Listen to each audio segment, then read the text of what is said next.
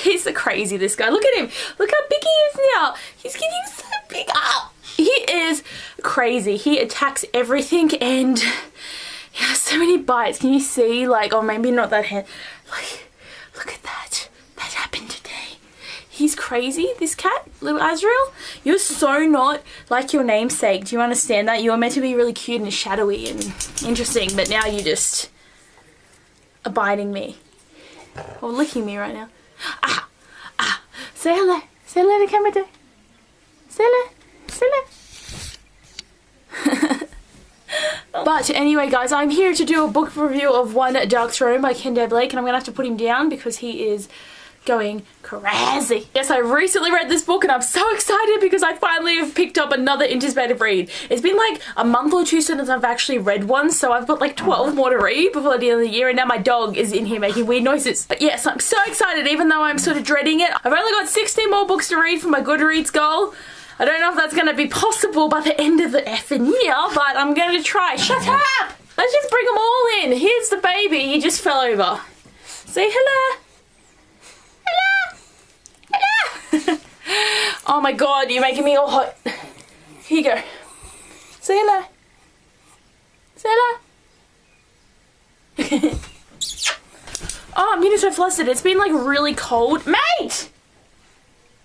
Mate. It's been so hot today. Like for the past couple of days it's been like winter and I'm like, what's going on? It's spring. It's nearly summer. Like literally summer is next month, but no, it's deciding to be cold. And now like there was a frost this morning and now I am like dying and I'm boiling and I'm just trying to stay cool, but it's not working. But this has probably been the longest introduction to actually get into the book that I read, but I really enjoyed this. Like there's a few elements of the story that I don't like, and the writing style, I don't know why, like some of the things that people say I'm a bit like, what the hell?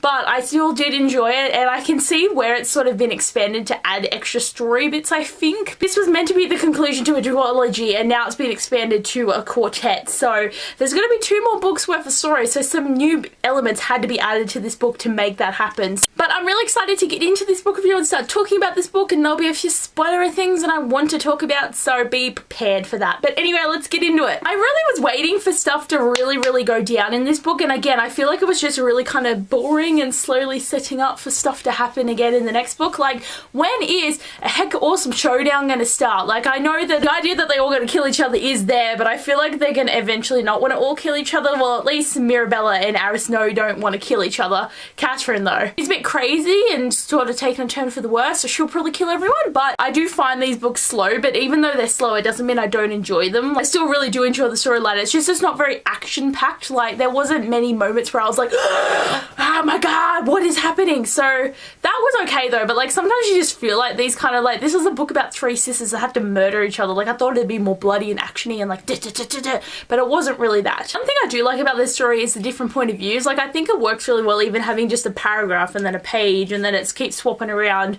and you really know what everyone else is thinking. Like that actually added some like pacing to the story though for me, because I was just kind of like, it's like change, and it felt like a lot was happening, and then you get to the point where like something happens and they have to wait 2 chapters to get back to that point of view and find out the conclusion of whatever happened. That was interesting. Like most of the time I do like point of views, but I hate it when you've got a point of view of someone you absolutely hate and you just don't care about what's going on with them and just want to go back to the people that you actually want to like talk to. But overall I did enjoy the plot and where the story went, and I'm intrigued to see what else is going to happen later on in the next books next year and the year after that, so that should be really good. But anyway, let's just get into the characters. Mirabella, I feel like, is always going to be my favourite. Like, she's just so adorable and sweet, and she's like the most powerful and the sheep of Baron right now, and I'm sorry. Shut up!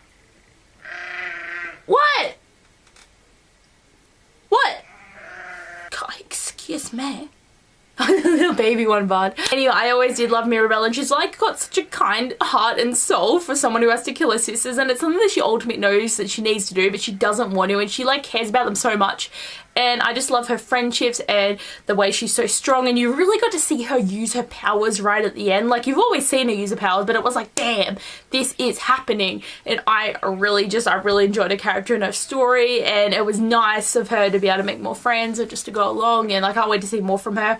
Aris, no, she is like the badass one. Like, I love her so much, and it's so crazy at the end of the last book when you found out that she was actually a poisoner. So that is kind of making me think, is Catherine actually the naturalist? Like, she can like control, like, you know, the nature, and she's got a familiar and all that stuff. Like, because Arisno doesn't have that, and they were swapped at birth on purpose by their nurse and the lady that looked after them for the 8 years before they were sent to all the different cities. But I really love the way that Arisno really like discovered what she could do with it and was like trying to really find out more about it without anyone finding out that she knew about this skill. So that was really interesting, and like I really love how her friendship with Jules developed even more. And Jules is so protective of Arisno, and it's just like crazy. I hope I'm saying your name right. It feels so weird. I'm just like, Arisno, no, don't do it. But I really love their friendship, and like that's the thing that I was talking about before, is with like a plot being changed, is how Jules is Legion curse. Like, does she have the, like, is she going to be able to go for the throne? Like, she's going to find out about this power that she has, and the whole island's going to explode. So that's what's going to be the ultimate, is Jules going to go crazy and kill everyone, or is she going to be fine? Like, that's going to be the ultimate plot point, is what I'm thinking. But Jules overall was a really good character. But going back to her, so I really enjoy her, and her relationship with Billy is like my everything. Like, it's so sweet, because at the beginning they didn't like each other, then Billy really started to like her, and then they became friends, and in this book he's just like, I love you, and she's like, I don't know how to feel. It's so sweet though. And then like they were gonna kiss, but she had poison on her face, and she's like, no bitch, I don't want it, and I'm just like but then they kiss at the end and they're happy, and he loves her so much. And Billy cried when you thought she died. That's my favorite thing about Arisno, is she kept getting poisoned. She'd be there like, what? Ah, bitches, I'm alive. And I was just like, she never died, because like all they ever tried to do was poison her, and like she got stabbed in the back with a poison arrow, and she was fine, and then like they injected her with poison, she was fine, and it was great. But Billy, man, I love him so much.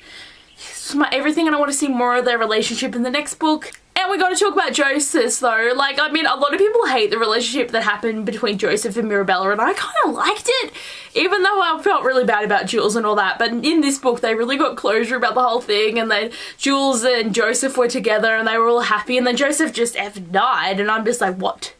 So many people I bet are cheering about this though, because they all hate him, and I'm like he's not the best person really, but I just liked that romance element, but like not him as a person, if that makes sense. But it was pretty sad though, because he got stabbed, and then he's like, I'm fine, and then Jules was like holding him, and then he just like dies in her arms when they're escaping, and I'm just like, it's very sad, like what's going on? But like anyway, that happened. And guys, we have a new development with me in this book, right? Because I hate Catherine with a passion. I want her to die. I want the other two to survive and rule together, and I want Catherine to die. Like, she's so irritating and childish, and she's just so annoying, and she keeps eating poison, and it's hurting her so much, and she's like, and I'm just like, mate, stop it. It's just, I just can't deal with her. She was so annoying. And then when she had that suitor dude, and she was all being vicious, and she wants to murder everyone, like, I mean, she really is the way that the queens should be when they want to kill each other. But she was just so crazy. She kept having tantrums. Like, she got a message about having to do a duel, and she's all there going, and I'm just like, I hate you. Like, her point of views, I was just like. But Pietra, or Piera, or Peter, whatever her boo's name is, I like him, even though he pushed her in that ravine. I thought that was pretty sad. And it was funny how she's like, bitch, you just chucked me in this thing where I've been possessed by like 20 dead queens now. So Catherine is not the same innocent girl that she was in this first book. So it's basically like we have a different character, and I don't like that. So I just want her gone, or at least to like be the old Catherine. I don't know if that's going to happen though, but it's just irritating me so much, and I want her gone. And she was trying to kill all my favourite people, and I'm like, stop it. But overall, I enjoyed this book, and I don't really know what else to talk about. Like, I was going to film my book review earlier, and then I just got really lazy. So it was a little while ago that I finished this, so I kind of don't remember exactly everything that happened, which is bad. Like, you remember key points when you look at each of your books, but like the really intimate details, you're just like, what? Even, like, who are you? But like, there's a few deaths, there's a few characters brought back, a few interesting things revealed. Like, it was all very exciting, and I really did enjoy this. And like, I just love the color of this one. Like, I just want to like have this as my like everything. Like, I want to paint my walls this color. But anyway, guys, I hope you enjoyed this book review. I've just been blabbing on about probably stuff I don't even know. Like, I probably don't even know what I'm talking about. But anyway, guys, I hope you enjoyed. Thanks for watching, and I'll see you guys later. Bye!